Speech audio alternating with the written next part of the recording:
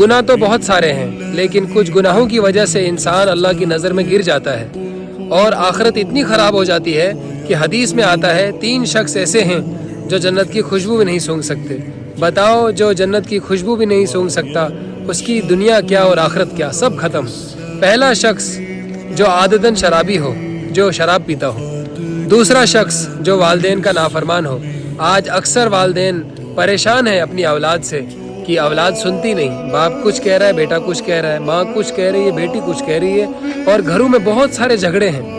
اور سب سے زیادہ جو جھگڑے ہو رہے ہیں وہ صرف اولاد کی نافرمانی کی وجہ سے ہو رہے ہیں۔ اور تیسرا شخص وہ ہے جس کے گھر کی مستورات، جس کے گھر کی بیٹی، ماں، بہن، بیوی پردہ نہیں کرتی، بغیر پردے گھر سے باہر نکلتی ہے۔ اور حدیث میں آتا ہے کہ عورت کے لیے وَقَرْنَ فِي بُيُوتِكُمْ، اے مومن عورتوں تم گھر میں قرار پکڑو، بلا ضرورت گھر کے باہر نہیں نکلو۔ آج ان باتوں پہ کوئی دھیان نہیں دیتا۔ ہم سوچتے ہیں کہ اچھا کپڑا لگا کے جب ہم بازار جائیں گے لوگ ہماری تعریف کریں گے۔ میرے بھائیوں، آج لوگ تو تعریف کر لیں گے، لیکن آخرت میں اللہ کے سامنے ہم کیا جواب دیں گے؟ اس ویڈیو کو زیادہ سے زیادہ شیئر کرو۔ حدیث کی بات کو شیئر کرنا صدقہ جاریہ ہے، اور آج ایسی باتوں کو شیئر کرنا بہت ضروری ہے، کیونکہ بہت سارے لوگ ہیں جن کو ان باتوں کے بارے میں پتہ نہیں ہے، اور کچھ لوگ ایسے ہیں جن کو پتہ ہے، احساس نہیں ہے۔ اللہ ہم سب کو احساس نصیب فرمائے۔ جو کام سب سے ضروری ہے اسے ہم غیر ضروری سمجھ رہے ہیں، اور جو کام غیر ضروری ہیں اسے ہم فرض سمجھ کے کر رہے ہیں۔ حدیث میں آتا ہے کہ جس کی نماز نہیں اس کا دین میں کوئی حصہ نہیں۔ کفر اور ایمان میں صرف نماز ہی آڑ ہے۔ ہم کس دھوکے میں ہیں کہ قبر میں سب سے پہلے حساب نماز کا ہوگا۔ جس کی نماز اچھی نکل آئی اس کے باقی اعمال بھی اچھے آئیں گے، اور جس کی نماز خراب ہو گئی اس کے باقی اعمال بھی خراب ہو گئے۔ ہم کس چیز کی دوڑ میں دوڑے جا رہے ہیں؟ اس دنیا کے پیچھے بھاگے جا رہے ہیں۔ اللہ تو فرماتے ہیں وَفِرُّوا إِلَى اللَّهِ، کہ آپ اللہ کی طرف دوڑیے، دنیا میں صرف چلیے حلال رزق کے لیے، اور رزق تو اللہ نے مقدر میں لکھا ہوا ہے کہ آپ مقدر سے زیادہ لے نہیں سکتے۔ جب سب کچھ مقدر میں ہے تو انسان کیوں گھبراتا ہے؟ اور اللہ تعالیٰ فرماتے ہیں کہ اے مومن بندے تو مجھ سے مدد مانگ نماز کے ذریعے، کہ نماز سے زیادہ انسان اللہ کے کسی چیز میں قریب نہیں ہوتا، صرف نماز میں قریب ہوتا ہے۔ ہمیں چاہیے کہ ہم نماز کو پابندی سے پکڑے رکھیں۔ جس کی نماز ہے اس کا سب کچھ ہے، اور جس کی نماز نہیں اس کا کچھ بھی نہیں۔ خیر کی بات کو شیئر کرنا صدقہ جاریہ ہے۔ اس ویڈیو کو سارے مسلمان بھائیوں تک پہنچائیں۔ آج کے اس دور میں آپ کہیں بھی چلے جاؤ صرف غلط چیزیں پروموٹ ہو رہی ہے۔ آج مسلمان خود کھڑا رہ کر غلط چیزوں کو پروموٹ کر رہا ہے۔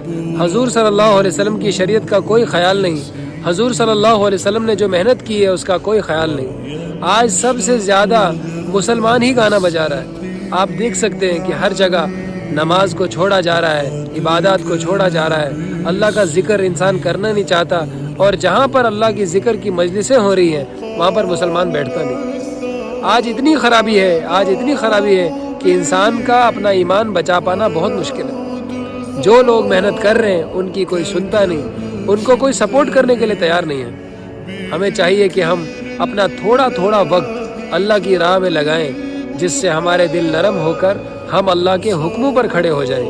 جس کی زندگی میں اللہ کا حکم ہوگا وہ دنیا اور آخرت میں کامیاب ہوگا، اور جو اللہ کی نافرمانی میں پوری زندگی بسر کر دے گا وہ دنیا میں بھی ناکام ہے، اور آخرت میں تو وہ بے شک ناکام ہے۔ کہ انسان کتنا بھاگے گا اللہ سے، ایک دن موت اس کو آ کر رہے گی، اور اس دن اس کو حساب دینا پڑے گا۔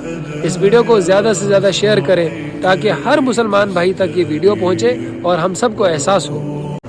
اسلام میں سب سے بیسک چیز نماز ہے۔ ایک مسلمان نماز نہیں چھوڑ سکتا۔ جس نے نماز چھوڑ دی اس نے اپنے دین کو چھوڑ دیا، اور دین کے بغیر انسان کیا ہی دعویٰ کر سکتا ہے کہ میں اللہ کو مانتا ہوں؟ ارے حدیث اگر ہم کھول کے دیکھیں گے، حدیث میں لکھا ہے کہ جس کی نماز نہیں اس کا دین میں کوئی حصہ نہیں۔ ہم کیسے اپنے اس ضمیر کو شانت رکھ کر بیٹھے ہیں کہ نماز کے بغیر بھی ہم مسلمان ہیں؟ ہم دعویٰ کرتے ہیں کہ ہم اللہ کے بندے ہیں، لیکن ہم اللہ کو مانتے ہیں مگر اللہ کی نہیں ماننا چاہتے۔ کیوں؟ کیونکہ اللہ کی ماننے میں نفس پہ بوجھ پڑتا ہے۔ ہمارا نفس کہتا ہے سو جا، دنیا میں لگ جا، دنیا کے کام کر، مگر مسجد نہیں جانا۔ اتنی بار ہم اذان سنتے ہیں حی علی الصلاۃ، حی علی الفلاح، اللہ اکبر، اور ہم ان سارے الفاظ کو نظر انداز کر دیتے ہیں۔ کتنی بار مؤذن بلاتا ہے مسجد سے اور ہمیں توفیق نہیں ملتی، ہم کوشش ہی نہیں کرتے۔